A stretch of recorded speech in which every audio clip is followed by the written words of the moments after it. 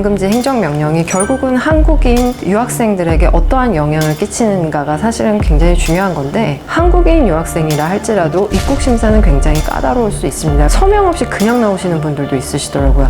입국이 당연히 안 됩니다. 미국 재입국. 가장 주의해야 되는 거는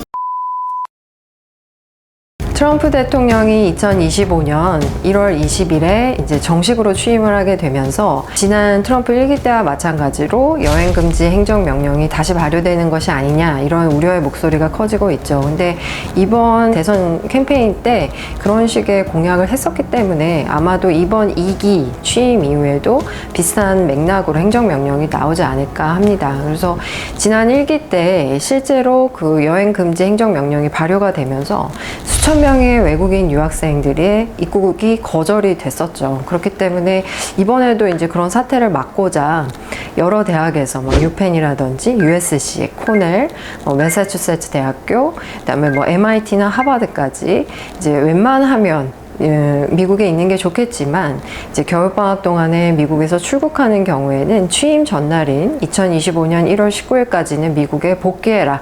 이제 외국인 유학생이나 외국인 직원들에게 이런 식의 권고사항을 게재했습니다. 근데 이 행정명령의 배경을 보면은 기본적으로는 무슬림 국가를 타겟팅으로 하고 있어요. 그래서 이러한 국가에서 들어오는 외국인들의 입국을 제한을 하는 거죠. 그래서 이번 2기 때는 아마도 인도와 중국이 추가될 거로 예상을 하고 있습니다. 근데 지난 1기 때는 이 행정명령이 나왔을 때 당연히 이제 항소법원에서는 이거는 반무슬림 정책이고 차별 정책이다. 그래서 이러한 이 명령을 정지하는 판결이 나왔었습니다. 근데 당연히 트럼프 대통령이 불복을 했고 대법원에 항소를 했고, 그런데 대법원에서는 또 의외로 이거에 대해서 물론 이제 부분적으로 인정을 하긴 했지만 이 부분에 대해서 인정을 했죠. 그래서 항소법원에서는 이거는 월권행위다, 대통령의 월권이다, 차별행위다 이렇게 했는데 오히려 대법원에서 이거를 인정을 하면서 실제로 진행이 됐습니다. 근데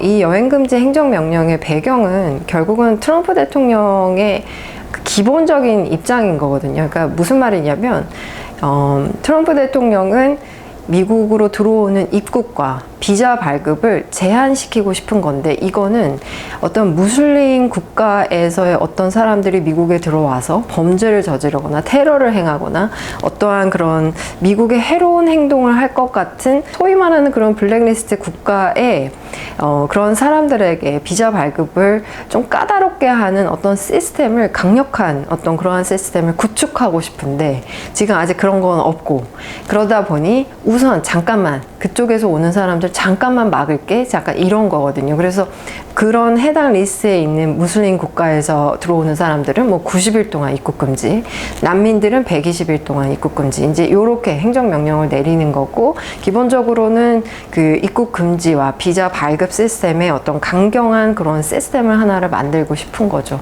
근데 또 되게 희한한 게 사우디아라비아라든지 인도네시아라든지 이집트, 정말 무슬림의 인원수가 훨씬 많은 이런 국가에 대해서는 오히려 그런 리스트에 포함이 되지 않고 있죠. 그래서 모르겠어요, 이 리스트가 어떤 건지. 근데 아무튼 이번 2기 때는 인도와 중국도 포함이 될 거로 보여집니다. 근데 이제 이거에 대해서 굉장히 말이 많은 게 대학 입장에서는 비즈니스를 하는 입장인데, 이 트럼프 대통령이 외국인 유학생들의 입국 금지를 이렇게 막 하려고 하니까 대학교 입장에서는 굉장히 걱정스럽죠. 왜냐하면 팬데믹 이후로 계속해서 외국인 유학생들의 숫자가 늘다가 지금 2023, 24년도 요 학기에는 7% 정도 굉장히 유학생의 숫자가 많이 늘었고, 이러한 유학생들이 미국의 대학에 가져다주는 경제적인 그런 프로핏은 말할 것도 없고, 미국 전체 경제에도 500억 달러의 어떤 그 이득을 가져다 주는 것으로 지금 보고가 되고 있습니다. 그렇기 때문에 미국 대학 입장에서는 이러한 행정명령이 조금 달갑지는 않겠죠. 걱정스럽겠죠. 그래서 그런데 지난 1기 때를 보아하니 대법원에서는 이 행정명령 맞다고 하니 그러면 뭐 어떻게 하겠어요? 일단은 본인들의 외국인 유학생들의 경우에 미국에 있거나 있어라, 또는 아니면 나갈 거면 취임 전에 일단 들어와라 라고 밖에 얘기를 못 하겠죠. 그래서 지금은 그런 상황입니다. 그리고 이러한 여행금지 행정명령이 결국은 한국인 유학생들에게 어떠한 영향을 끼치는가가 사실은 굉장히 중요한 건데, 그 당시에 일기 때 이 행정명령의 내용에도 이런 리스트 국가의 입국자들을 금지를 시키는 거는 맞지만, 당시 이러한 국가에 소속된 국적자들이라고 할지라도 미국에서 살거나 미국에 뭐 학교를 다니거나 아니면 직업을 갖고 있는 경우에는 입국을 허용한다. 그리고 이들과 신의 성실 관계에 있는 사람들의 방문은 허락한다. 그러니까 즉 이 미국에서 이러고 있는 사람들의 뭐 직계가족들 정도, 근데 약혼자는 안 돼요. 직계가족들에 해당되는 그러한 관계를 신의성실 관계라고 규정을 하고 있고, 이런 분들의 미국 입국은 허용한다고 했지만 사실은 입국이 녹록지는 않았죠.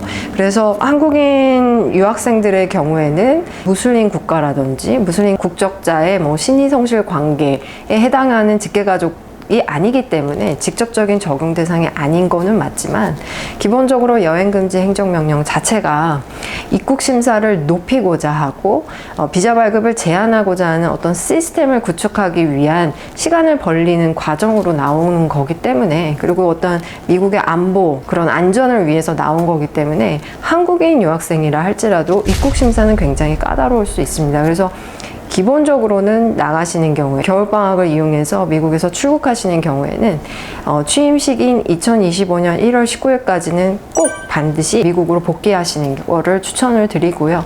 미국에 재입국할 때 필요한 필수적인 구비 서류들이 있습니다. 유효한 F1 학생 비자가 있어야 되고요. 미국 내에서는 F1 학생 비자가 만료가 되더라도 I-20가 유효하면은 지낼 수가 있지만, 미국에서 출국하는 즉시 유효한 F1 비자 사증이 필요합니다. 그래서 F1 비자가 필요하고요. I-20가 필요합니다. 그래서 I-20 같은 경우에는 지금 당장 입학한 학교의 I-20 뿐만 아니라 입국 심사관에 따라서 이전 I-20들을 다 요구할 수가 있기 때문에 기존에 연결된 모든 I-20를 가지고 계셔야 되고, 제가 이런 케이스도 봤는데, 미국에서 출국하려면 I-20의 DSO나 기타 이제 담당자의 그 여행 허가에 대한 서명이 필요한데 서명 없이 그냥 나오시는 분들도 있으시더라고요. 입국이 당연히 안 됩니다. 미국 재입국. 그래서 서명 반드시 받아주시고, 이러한 필수 서류라든지 뭐 비자 사증이 다 있다고 하더라도 입국 목적과 비자의 내용이 맞지 않으면 입국이 거절됩니다. 입국 심사 내용 정확하게 해주셔야 되고, 경우에 따라서는 SNS라든지 본인의 메신저라든지 짐 검사가 이루어질 수 있기 때문에 이러한 부분도 주의를 해주셔야 됩니다. 그래서 본인의 그런 핸드폰이라든지 짐 검사가 됐을 때 가장 주의해야 되는 거는 불법 취업 부분이에요. 그래서 이러한 거를 암시하는 포스팅이라든지 메신저 내용이라든지 이메일 내용이라든지 짐에 뭐 불필요한 것들이 있다든지 짐이 또 너무 많다든지 그런 거는 주의해 주실 필요가 있습니다.